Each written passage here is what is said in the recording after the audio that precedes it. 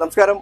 അർജുന് വേണ്ടിയുള്ള തെരച്ചിൽ പുനരാരംഭിക്കാൻ വേണ്ടി പോവുകയാണ്. ഇന്ന് ഡഡ്ജർ കർണാടകയിലെത്തും, ഷിരൂരിലെത്തും. അപ്പോ അതിന്റെ മുന്നോടിയായിട്ടുള്ള കുറച്ച് പ്രവർത്തനങ്ങളൊക്കെ ഉണ്ട്. അപ്പൊ അതൊക്കെ നടത്തിക്കൊണ്ടിരിക്കുകയാണ്.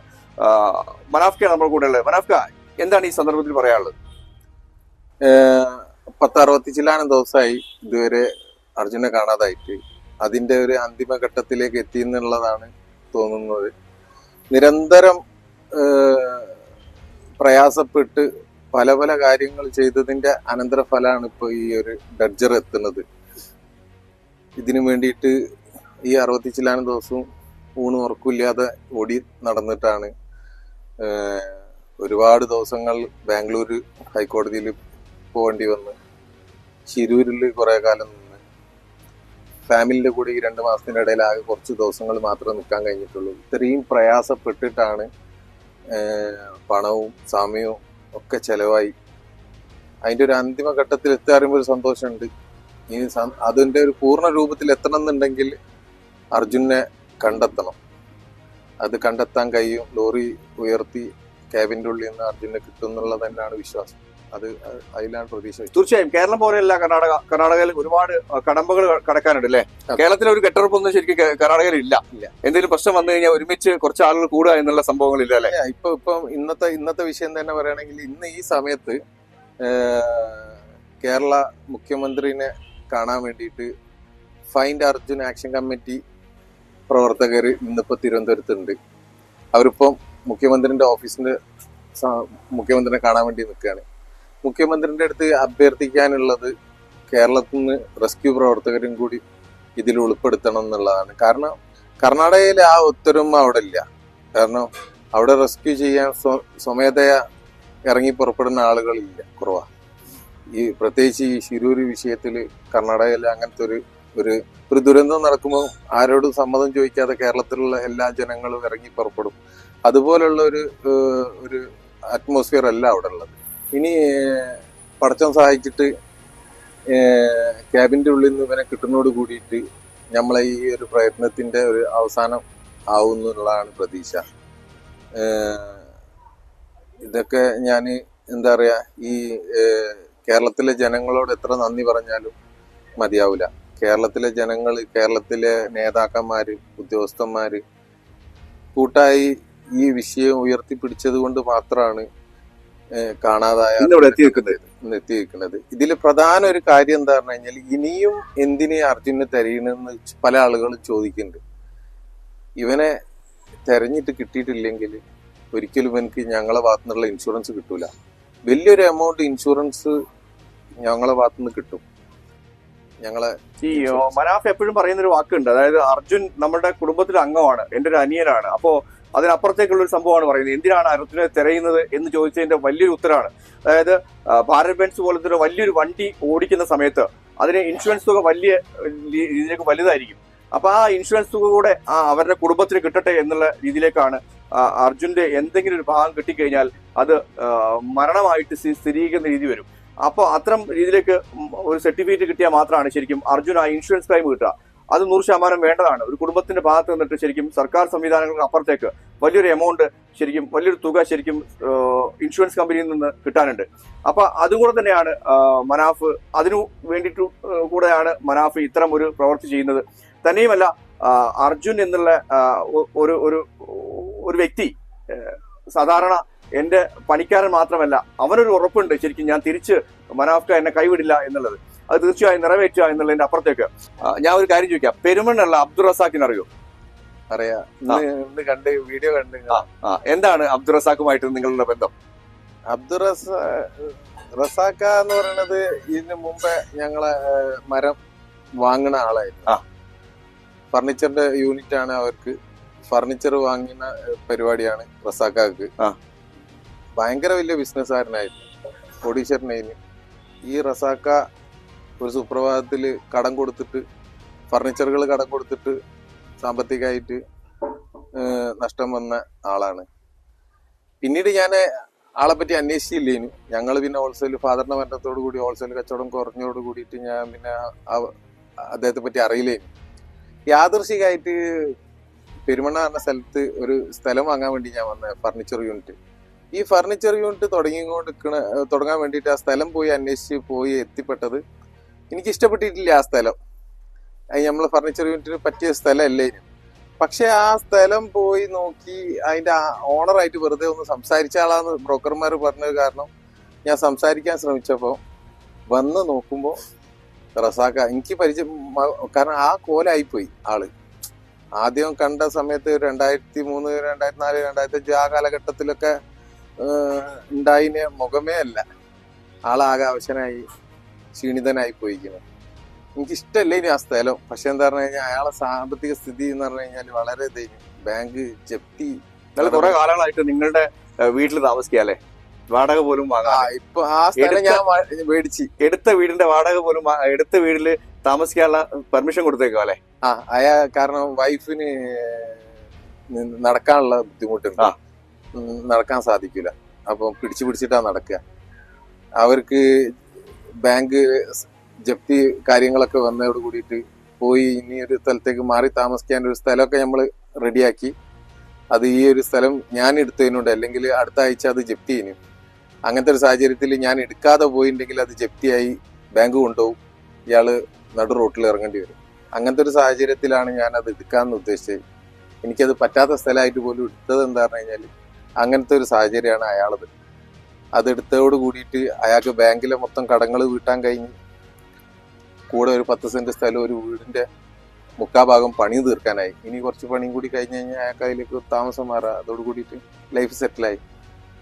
ഇങ്ങനെ ഒരു കാര്യം ചെയ്തിന്. അതെ, ഞാനത് ശരിക്കും പ്രേക്ഷകരുമില്ല അത്തരം ഒരു സ്റ്റോറി കൊണ്ടുവരാൻ കാരണം മനാഫ് എന്തിനാണ് അർജുനെ തിരയുന്നത് എന്നുള്ളതിന് സത്യാവസ്ഥ ശരിക്കും കൊണ്ടുവരണമല്ലോ. നമ്മളൊക്കെ പലപ്പോഴും സ്റ്റോറി കൊണ്ടുവരുന്ന സ്ഥിതിക്ക് സ്റ്റോറി സത്യാവസ്ഥ ഉള്ളതാവണം എന്നുള്ള ഒരു വിശ്വാസം നമുക്കുണ്ട്.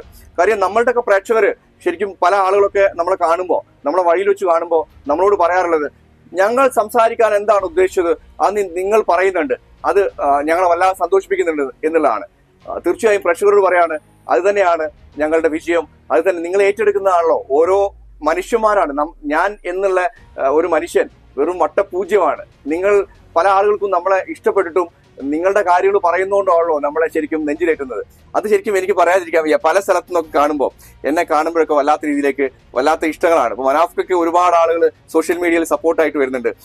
പക്ഷെ ഒരു മനുഷ്യൻ കിടന്ന് വിഷമിക്കുന്ന സമയത്ത് നിങ്ങൾ എത്രത്തോളം വേദനിപ്പിച്ചു ശരിക്കും? ഈ നിങ്ങളെ കള്ളക്കടത്തുകാരനാക്കിയപ്പോഴും മറ്റുള്ള സംഭവങ്ങളൊക്കെ എത്രത്തോളം വിഷമിച്ചു? അല്ല, ആ ചാനലുകളിൽ കയറിയാൽ തന്നെ അറിയാം ആ ചാനലിന്റെ സ്വഭാവം എന്താന്നുള്ളത് എല്ലാവർക്കും കണ്ടാൽ അറിയാം. പക്ഷെ അതും ആസ്വദിക്കാൻ കുറെ പ്രേക്ഷകർ ഉണ്ടായതുകൊണ്ടാണല്ലോ ഇവരൊക്കെ കഞ്ഞി കുടിച്ചു പോകുന്നത്. ശരിക്ക് മാധ്യമധർമ്മം എന്ന് പറയുന്നത് സത്യങ്ങൾ വിളിച്ചു പറയാ, ആരും വിഷമിപ്പിക്കരുത് എന്നൊക്കെയാണ് ഞാൻ ഉദ്ദേശിക്കുന്നത്. അതാവണം എന്നാണ് വിചാരിക്കുന്നത്. പക്ഷെ എന്താ പറഞ്ഞു കഴിഞ്ഞാല് ഞാൻ ഏതോ ഒരു ആൾക്കും വേണ്ടിയിട്ട് ഒരു പാവത്തിനും വേണ്ടിയിട്ട് ശബ്ദം ഉയർത്തി അതിനെതിരെ പ്രതികരിച്ച് ഈ രൂപത്തിൽ പോണത് എന്തുകൊണ്ട് മറ്റുള്ളവർക്ക് ഇഷ്ടപ്പെടുന്നില്ല എന്നുള്ളത് മനസ്സിലാവില്ല. പക്ഷെ നമ്മൾ എന്താ ചെയ്യേണ്ടത് പറഞ്ഞു കഴിഞ്ഞാൽ ഇതിന്റെ കൂടെ നിന്ന് കൊടുക്കുക എന്നാണ് ശരിക്കും ചെയ്യേണ്ടത്. കേരളത്തിലുള്ള ഒരുവിധ ആളുകളൊക്കെ ഞങ്ങളെ കൂടെ നിന്ന് തന്നു ഈ വിഷയത്തിൽ. ഇന്ന് ഇപ്പൊ കേരളത്തിൽ എവിടെ പോയി കഴിയുമ്പോഴും എനിക്കത് ഫീൽ ചെയ്യുന്നുണ്ട്. ഞാൻ മെനയാന്ന് ബാംഗ്ലൂരിൽ നിന്ന് വന്നിട്ട് ഒരു ഓട്ടോയിൽ കയറി. ഓട്ടോക്കാരൻ എന്നോട് ഒരു അക്ഷരം മിണ്ടിയില്ല. വീട്ടിൽ ഓട്ടോ ഇറങ്ങുമ്പോൾ അയാൾ പൈസ വാങ്ങില്ല. ഞാൻ ചോദിച്ചപ്പോൾ പറഞ്ഞു, മനാഫല്ലേ പൈസ വേണ്ട, നമ്മളെ വണ്ടി കയറിയല്ലോ. അപ്പൊ അതൊക്കെ ആലോചിക്കും. നിഷ്കളങ്കന്മാരായ ഒരുപാട് ആളുകളുണ്ട്. അതിന്റെ ഇടയിൽ ഇങ്ങനത്തെ കുറച്ച് എന്താ പറയുക, സോഷ്യൽ മീഡിയ ശരിക്ക് ജനങ്ങൾ മൊത്തം ശ്രദ്ധിക്കണം. മെയിൻ സ്ട്രീം ചാനലുകൾ അല്ലാതെ സാധാരണക്കാരന്റെ മറ്റ് ദൈനംദിന പ്രശ്നങ്ങളിലൊക്കെ ഇടപെടുന്ന യൂട്യൂബ് ചാനലുകളാണ്. അപ്പൊ ഇങ്ങനത്തെ ഒരു സമയത്ത് ഇതിനൊരു എന്താ പറഞ്ഞു കഴിഞ്ഞാൽ ഒരു ട്രസ്റ്റ്, നിങ്ങളെ വാർത്തകൾക്ക് ഒരു വിശ്വാസ്യത ഉണ്ടാക്കിയെടുക്കേണ്ടത് നിങ്ങളെ ഉത്തരവാദിത്തമാണ്. അത് നിങ്ങളെ ചാനലിന് അത് കൃത്യമായിട്ടുണ്ട്. അല്ല, നമ്മുടെ ചാനൽ എന്ന് പറയുമ്പോൾ നമുക്ക് ശരിക്കും സത്യാവസ്ഥ എന്താണ്, നമ്മൾ ചെയ്യുന്ന ഓരോ വാർത്തകളും സത്യസന്ധമായിരിക്കണം എന്നുള്ള ഉറപ്പ് നമുക്കുണ്ട്. കാര്യം 100 വാർത്ത ചെയ്താൽ 100 വാർത്തയും 100% സത്യസന്ധത എന്ന് നമുക്ക് അവകാശപ്പെടാൻ കഴിയില്ല. പല മേഖലയിൽ നമുക്ക് കയറി ഇറങ്ങാൻ ബുദ്ധിമുട്ടുണ്ടാവും. പക്ഷെ ചെയ്യുന്നതൊക്കെ സത്യസന്ധമായിരിക്കണം എന്നുള്ള വല്ലാത്ത രീതിയിലേക്കുള്ള ഒരു മനസ്സ് നമുക്കുണ്ട്. കാര്യം അത് നമ്മൾ ശരിക്കും സൂക്ഷിച്ച് ചെയ്യേണ്ട കാര്യം തന്നെയാണ്.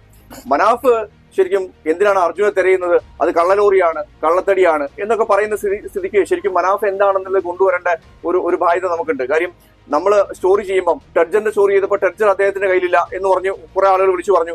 ആ ടെഡ്ജറിന്റെ സ്റ്റോറി കൊണ്ടുവന്നപ്പോഴാണ് പല ആളുകൾക്കും ഇത് ഉണ്ട് എന്നുള്ളത് മനസ്സിലായത്. കാര്യം അദ്ദേഹം തന്നെ പറയുന്നുണ്ട് വേങ്ങരക്കാർക്ക് ആർക്കും ഈ ടെഡ്ജർ എന്താണെന്നുള്ളത് അറിയില്ല എന്നത്. അത് ശരിക്കും എടുത്തു പറയേണ്ട വിഷയം. ടെഡ്ജർ എന്ന് പറയുന്നത് ലോറിയല്ല, അത്രയും വലിയൊരു സാധനം വീട്ടിൽ കൊണ്ട് പാർക്ക് ചെയ്യാൻ കഴിയില്ല. അപ്പൊ അദ്ദേഹത്തിന്റെ കയ്യിൽ ആ ടെഡ്ജർ ഉണ്ടോ എന്നുള്ളത് അറിയില്ല. അപ്പോൾ ശരിക്കും അത്തരം സംഭവങ്ങൾ പലർക്കും സംശയങ്ങൾ ഉണ്ടാവാം. പക്ഷെ വേദനിപ്പിക്കുന്ന രീതിയിലേക്ക്, ഒരു മനുഷ്യനെ വേദനിപ്പിക്കുന്ന രീതിയിലേക്ക്, അദ്ദേഹത്തിന്റെ കുടുംബങ്ങൾ തകർക്കുന്ന രീതിയിലേക്ക്, അത്തരം രീതിയിലേക്കുള്ള വാർത്തകളൊക്കെ ശരിക്കും തെറ്റിദ്ധാരണ പരത്തുന്ന സംഭവം തന്നെയാണ്. അതിന്റെ ബാക്കിലുള്ള ലാഭം എന്താണെന്നുള്ളത് നമുക്കറിയില്ല. നമ്മളൊക്കെ ശരിക്കും ഓരോ വാർത്ത ചെയ്യുമ്പോൾ അതിന് സത്യാവസ്ഥ കൊണ്ടുവരുന്നുണ്ട്. അതിനപ്പുറത്തേക്ക് ഓരോ ലെവലിലേക്കും നമ്മൾ ആക്രമിക്കുന്ന രീതിയിലേക്കൊക്കെ പോകുന്ന ഒരു സംഭവം പലപ്പോഴും ഉണ്ടായിട്ടുണ്ട്.